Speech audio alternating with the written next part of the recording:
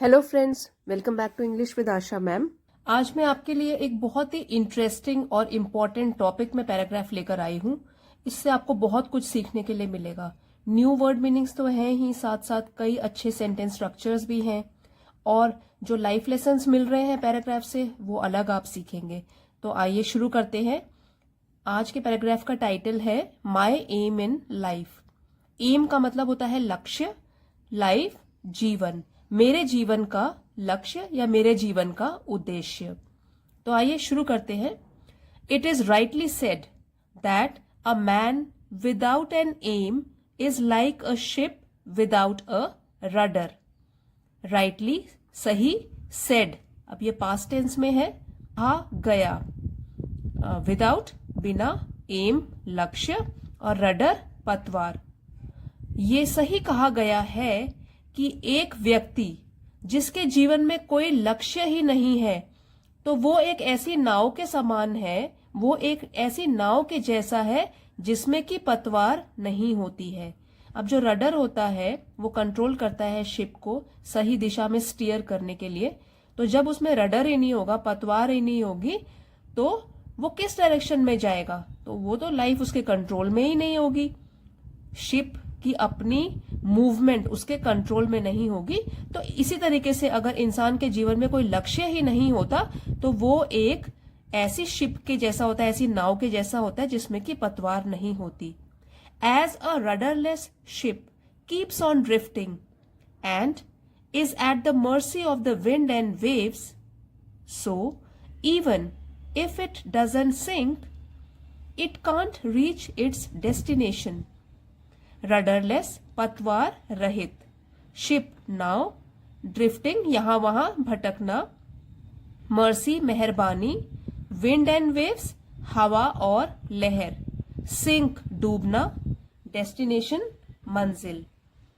As a rudderless ship keeps on drifting and is at the mercy of the wind and waves, जैसे कि एक पतवार रहित नाव यहां वहां भटकती रहती है और हवा और लहरों की ही मेहरबानी पर होती है कि हवा जहां ले जाए, लहरें जहां ले जाएं, बस उसी दिशा में चल जाएगी, उसके ऊपर अब कंट्रोल ही नहीं है।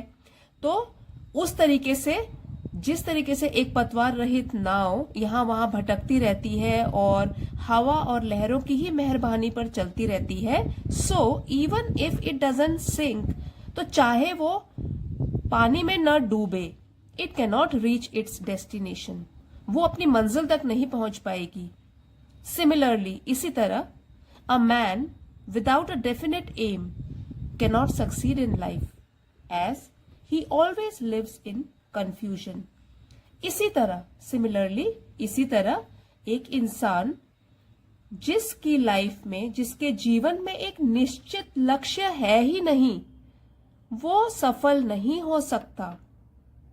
एज क्योंकि वो हमेशा, उसका जीवन हमेशा एक भ्रम में रहेगा, वो किसी भ्रम में ही जीता रहेगा, क्योंकि उसकी जब लाइफ में कोई लक्ष्य ही नहीं है तो वो डिसाइड नहीं कर पाएगा उसके लिए क्या सही है क्या गलत है और सही दिशा कैसे मिलेगी उसको। So it is important for every person to have a definite aim in life. इसलिए ये बहुत ही जरूरी हो जाता है सभी लोगों के लिए कि अपनी जिंदगी में वो एक निश्चित लक्ष्य को तय कर लें, कि उनके जीवन का उद्देश्य क्या है वो समझ लें। It gives your life a purpose and meaning. Life जीवन, योर लाइफ आपके जीवन को, पर्पस उद्देश्य, मीनिंग मतलब। अब जब आप डिसाइड कर लेते हैं कि आपके जिंदगी का उद्देश्य क्या है, तो ये आपको, आपके जीवन को एक उद्देश्य और कुछ मतलब भी प्रदान कर देता है, दे देता है। My aim in life is to become an army officer. Aim उद्देश्य या लक्ष्य, और आर्मी ऑफिसर सेना में अधिकारी। मेरे जीवन का उद्देश्य है कि मैं बड़े होकर सेना में एक अधिकारी बनूं, आर्मी में एक ऑफिसर बनूं। I have a lot of family members who have served in the army. Served सेवा कर चुके हैं। अब देखिए, हैव सर्व्ड, ये वाला जो स्ट्रक्चर है ये है प्रेजेंट परफेक्ट। क्योंकि उसमें हैज और हैव के साथ वर्ब की थर्ड फॉर्म लगती है। So who have served in the army, मेरी फैमिली में, मेरे परिवार में कई सदस्य ऐसे हैं जो कि आर्मी में, सेना में सेवा कर चुके हैं। आई हैव, देखिए कॉन्ट्रैक्टेड फॉर्म है, यहां अपोस्ट्रोफी लगा है, तो ये कॉन्ट्रैक्ट दो शब्दों को जोड़ के एक शॉर्ट फॉर्म बना लिया, उसको बोलते हैं कॉन्ट्रैक्टेड फॉर्म, और अपोस्ट्रोफी जोड़ देते हैं। तो अपोस्ट्रोफी दो चीज शो करता है, एक तो पोजेशन शो करता है, जैसे कई बार आप किसी भी पैराग्राफ के टाइटल में देखते होंगे तो पोजेशन शो करता है, और एक है कॉन्ट्रैक्टेड फॉर्म को भी दिखाता है। तो यहां पे तो कॉन्ट्रैक्शन है, अगर हम इसको खोल के लिखेंगे वो होगा I have always been fascinated by the armed forces.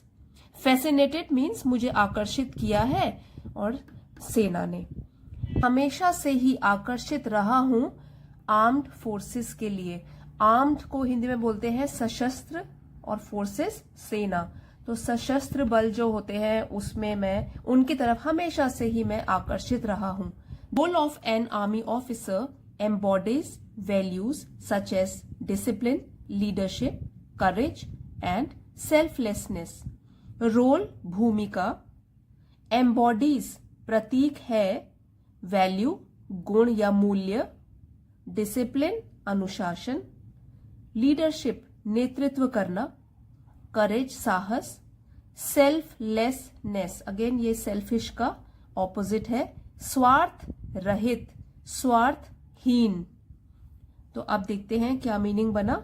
The role of an army officer embodies values such as discipline, leadership, courage and selflessness.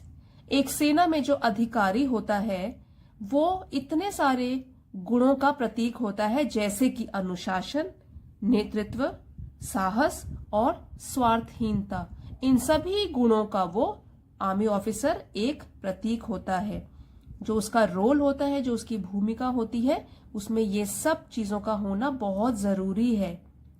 I find great inspiration in the dedication and sacrifice displayed bye main and women. इसको कैसे बोलेंगे हम? We main, women नहीं बोलेंगे, ये plural है। तो अगर सिंगल होता है WOMAN तो हम बोलते हैं वुमेन, और WOMEN को बोलते हैं women. In uniform, sacrifice displayed by men and women in uniform, and I am eager to follow their footsteps. Inspiration प्रभावित किया है, डेडिकेशन समर्पण, सैक्रिफाइस त्याग, डिस्प्ले प्रदर्शित करना, मेन एंड विमेन तो आपको पता है आदमी और औरतें, यूनिफॉर्म वर्दी में, ईगर इच्छुक, फॉलो पीछा करना, फुटस्टेप्स पैरों के निशान, या बोल सकते हो पद चिन्हों पर चलना। तो अब इसका मीनिंग देखते हैं। I find great inspiration in the dedication and sacrifice displayed bye main and women in uniform. मुझे बहुत ही प्रेरणा मिलती है, मैं बहुत ही प्रभावित होता हूं क्या देख के? समर्पण और त्याग की भावना जो प्रदर्शित करते हैं फौजी, चाहे वो मेन हो चाहे विमेन हो, जो यूनिफॉर्म जिन्होंने पहनी हुई है, जिन्होंने वर्दी पहनी हुई है, वो जो त्याग और समर्पण की भावनाओं को प्रदर्शित करते हैं, उससे तो मैं बहुत प्रभावित होता हूं। And I am eager to follow their footsteps, और मैं बहुत ही इच्छुक हो जाता हूं ताकि मैं भी उनके पद चिन्हों पर चलूं, फॉलो करूं, अनुसरण करूं उनके पद चिन्हों का, उनके फुटस्टेप्स का। चलते हैं, मैं भी उसी रास्ते पर चलना चाहता हूं।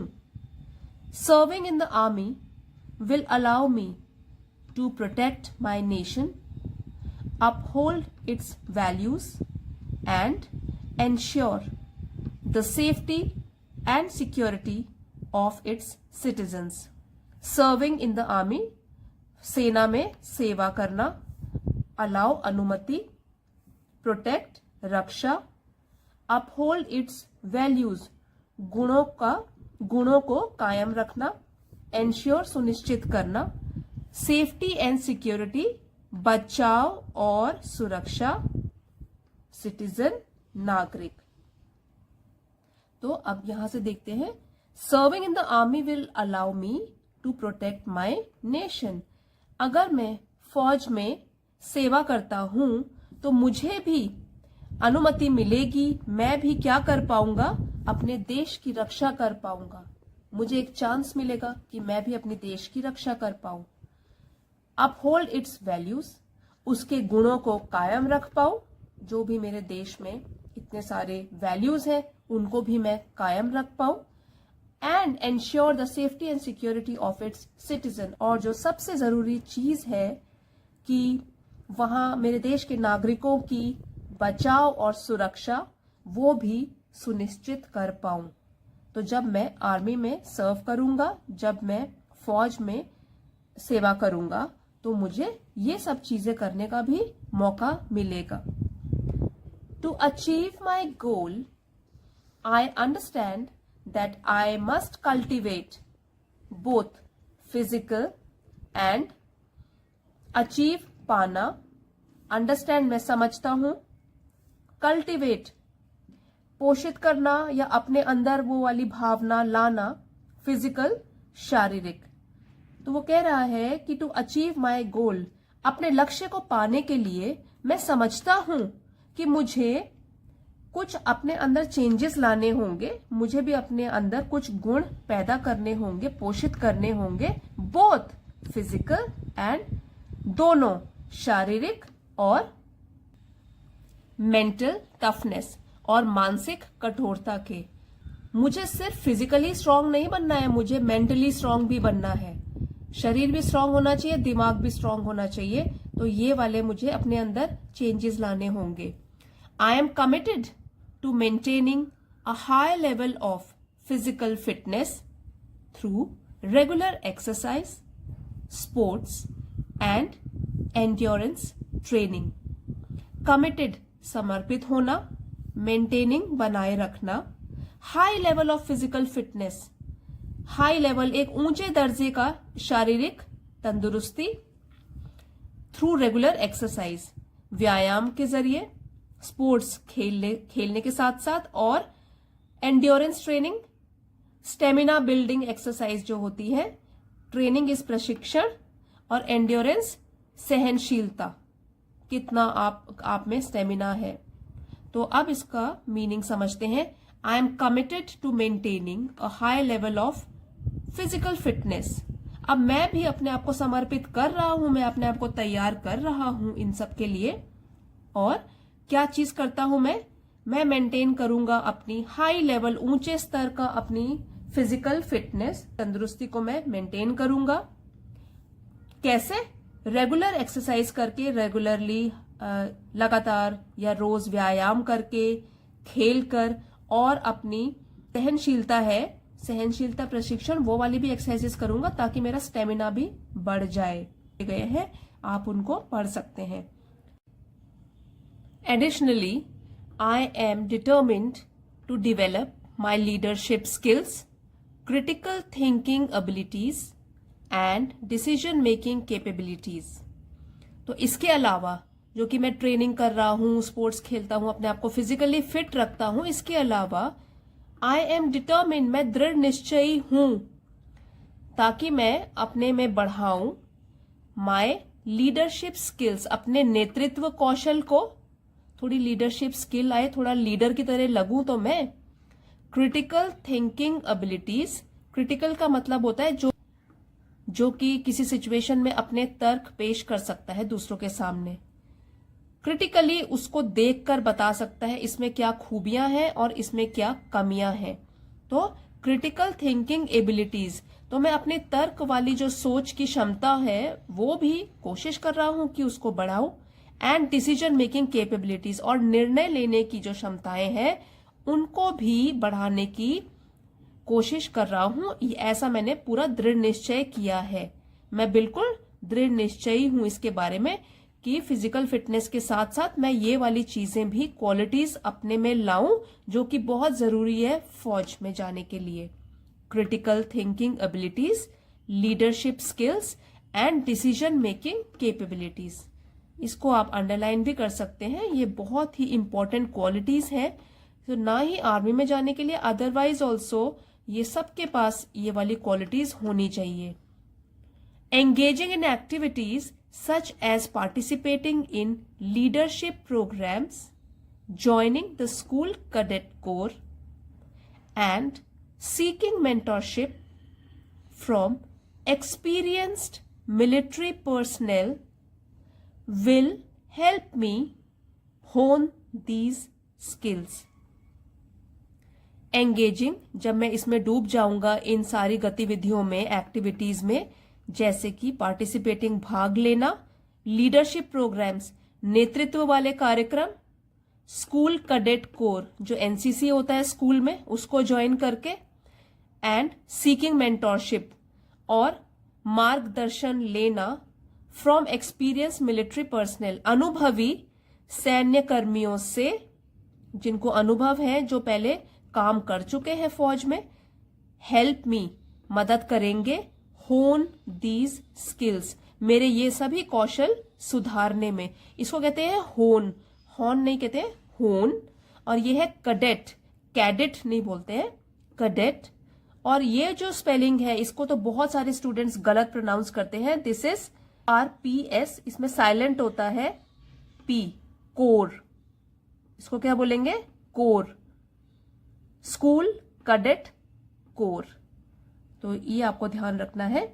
तो engaging in activities such as participating in leadership programme, अब अपने आप को मैं व्यस्त रखूंगा ऐसी गतिविधियों में भाग लेके, ऐसे प्रोग्राम्स या कार्यक्रमों में भाग लेके जैसे कि जिसमें मेरी लीडरशिप क्वालिटीज डेवलप हो सके, नेतृत्व वाली क्वालिटीज, ताकि मैं मतलब अगर ग्रुप एक्टिविटी है तो उसमें मैं इनिशिएटिव लूं, पहल लूं और एक लीडर का रोल अदा करूं, तो थोड़ी सी मेरे पास लीडरशिप क्वालिटीज बढ़ेंगी। तो मैं कोशिश कर रहा हूं कि मैं अपनी लीडरशिप प्रोग्राम्स में भाग लेके अपना ये वाली क्वालिटी अपने में लाऊं।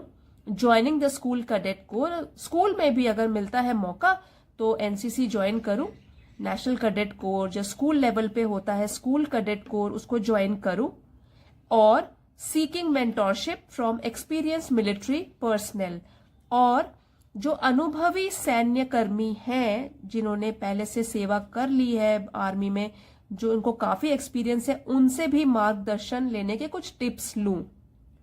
तो ये सब मैं अपनी तरीके से पूरी कोशिश कर रहा हूं। और ये सब करने से क्या होगा कि जब मैं लीडरशिप प्रोग्राम को ज्वाइन कर लूंगा, मैं एनसीसी में भी पार्ट लूंगा और मैं जो अनुभवी लोग हैं उनसे भी कुछ टिप्स लूंगा, विल हेल्प मी होन दीज स्किल्स। तो उससे क्या होगा, इन सब से मेरे सारे कौशलों में सुधार आएगा और मेरा डेवलपमेंट होगा, मैं कुछ ना कुछ सीखूंगा। तो मैं अपनी तरफ से सारी कोशिश कर रहा हूं। The path to becoming an army officer is not without challenges. Path रास्ता, विदाउट बिना, चैलेंजेस चुनौती। तो जो ये रास्ता है आर्मी ऑफिसर बनने का, ये चुनौतियों से भरा हुआ है, ये बिना चुनौतियों का नहीं है। काफी मुश्किलें आएंगी, ये मुझे पता है। It requires dedication, perseverance and a willingness to put the needs of the nation before personal desires. Dedication समर्पण, perseverance एक दृढ़ता या कोई जिद कि बस हार नहीं मानेंगे, अब पीछे पड़े रहेंगे, and a willingness इच्छा किस चीज की, put the needs of nation राष्ट्र की जो आवश्यकताएं हैं, बिफोर पहले, पर्सनल डिजायर्स व्यक्तिगत जो इच्छाएं हैं। तो अब इसका मीनिंग समझते हैं।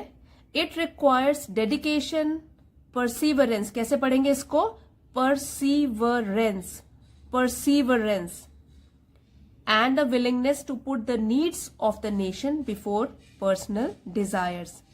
अब इसके लिए और एक चीज की जरूरत पड़ती है, वो क्या है, समर्पण और दृढ़ता या दृढ़ निश्चय या एक जिद और इच्छा कि हम अपनी जो आवश्यकताएं हैं उससे पहले जो राष्ट्र की आवश्यकताएं हैं उनका ध्यान रखेंगे। तो जैसे आपने आर्मी का एक कोटेशन भी सुना होगा, सर्विस बिफोर सेल्फ। ठीक है, मतलब अपने से पहले अपने देश की सर्विस करना।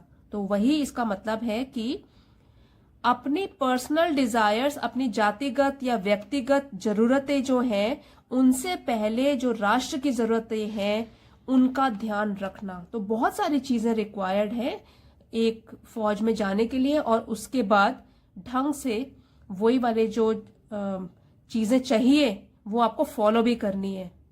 आई am prepare to undergo rigorous training, face physical and mental hardships and make sacrifices to fulfil my duty.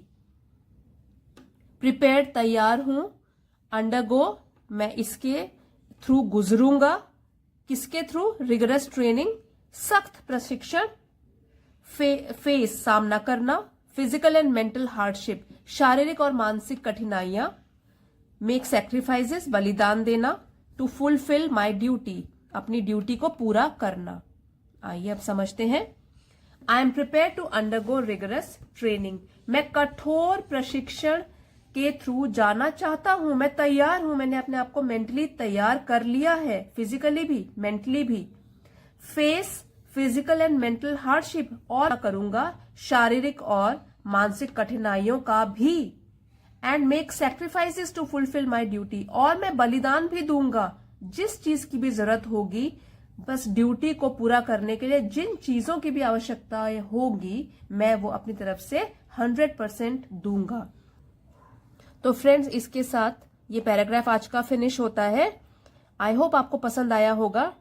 अगर पसंद आया है तो लाइक, शेयर और सब्सक्राइब करना मत भूलना। मेरा भी बहुत डेडिकेशन और हार्डवर्क लगता है आपके लिए इम्पॉर्टेंट और इन्फॉर्मेटिव पैराग्राफ्स लाने में। तो अगर आपको पसंद आता है प्लीज कमेंट भी कीजिए, and don't forget to like, share and subscribe. Thanks everybody for watching.